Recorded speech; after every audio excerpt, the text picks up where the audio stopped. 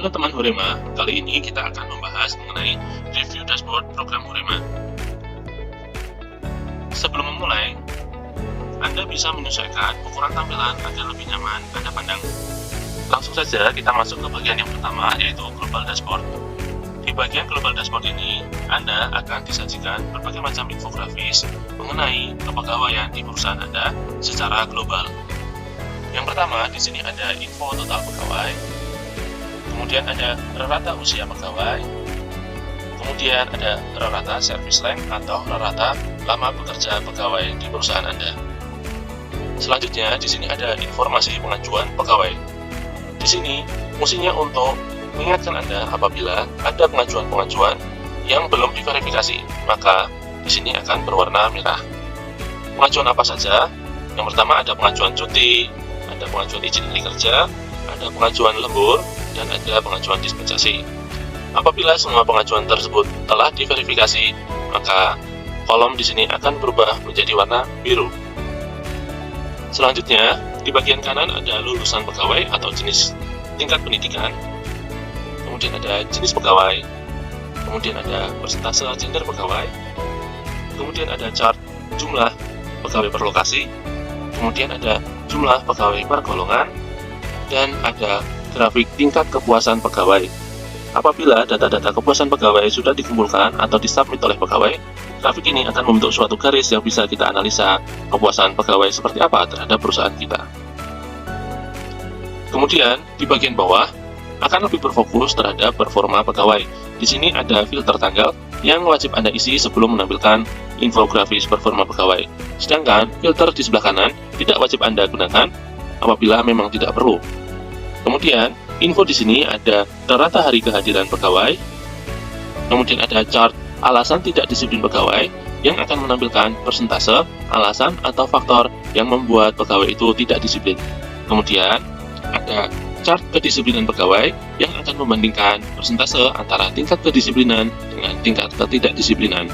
Kemudian, di sini ada chart pegawai dengan kedisiplinan yang rendah. Cut-off-nya kita buat di sini kurang dari 90%. Artinya, pegawai-pegawai dengan skor kedisiplinan kurang dari 90%, maka akan muncul di sini.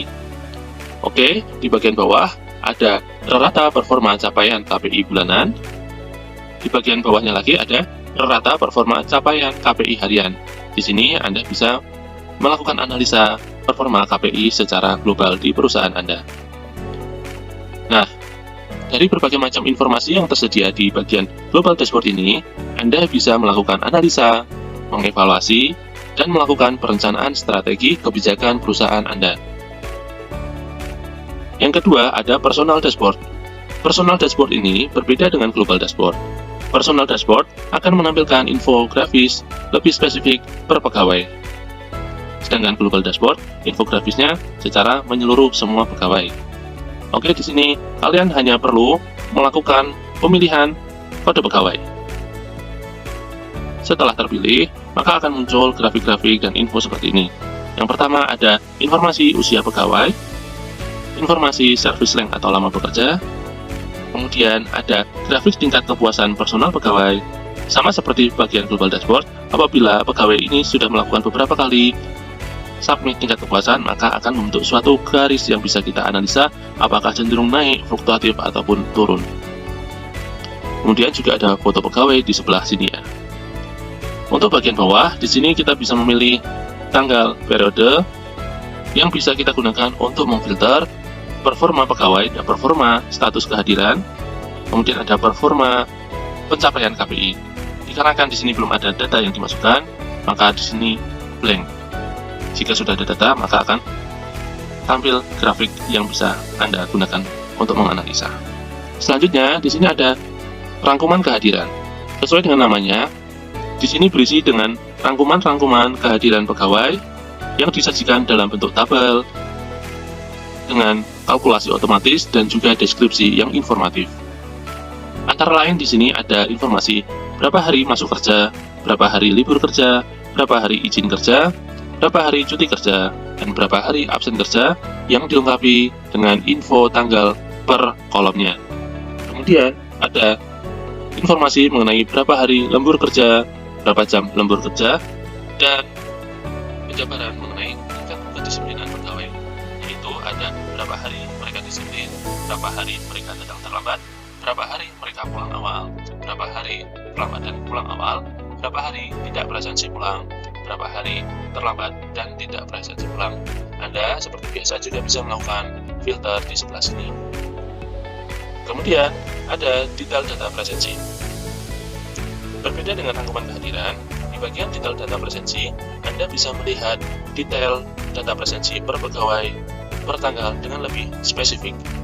Di sini juga disajikan jadwal kerja pegawai, kemudian jam berapa mereka masuk kerja, kemudian jam berapa mereka atau berapa menit mereka terlambat, alasan keterlambatannya, kemudian kita juga bisa cek titik koordinat mereka presensi. Kita bisa melihat foto ketika mereka presensi. Misal kita buka di sini, akan muncul foto presensi mereka. Kemudian jika kita cek lokasi,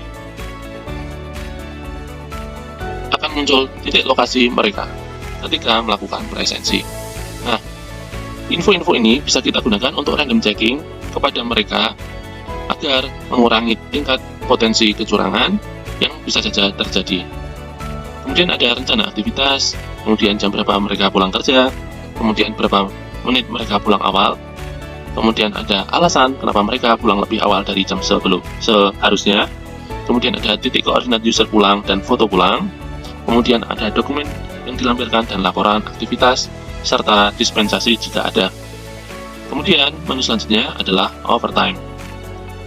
Di sini disajikan secara detail pengajuan lembur per pegawai per tanggal. Seperti di bagian detail data presensi, di sini juga bisa kita cek titik koordinat datang dan foto datang, dan info-info yang lainnya.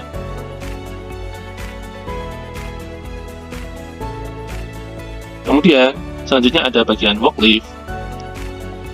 Di sini kita akan disajikan detail pengajuan cuti yang diajukan oleh pegawai-pegawai kita.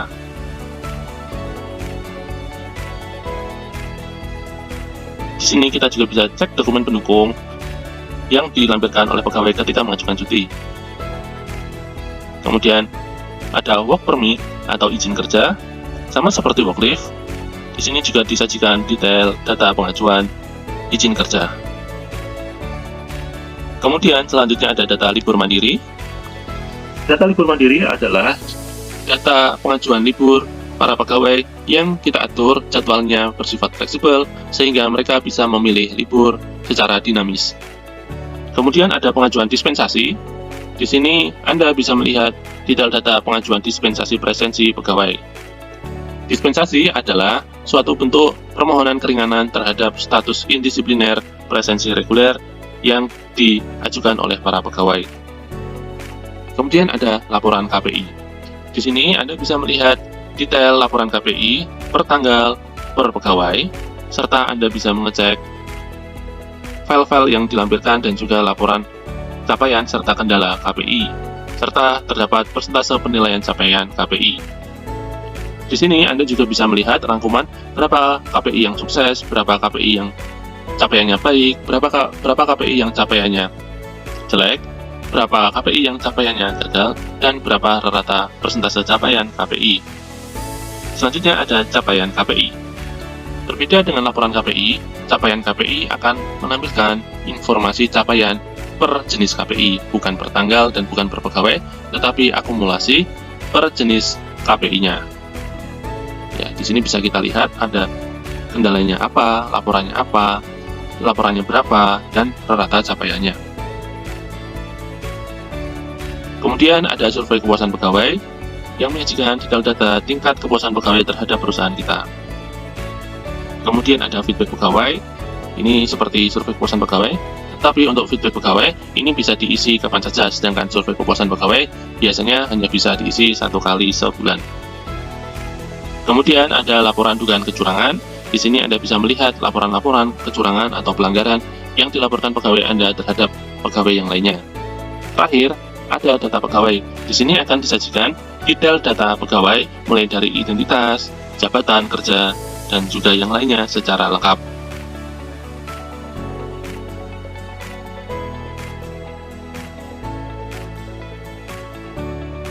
terbaik itu adalah menu-menu dan fitur yang tersedia di dashboard program Hurema.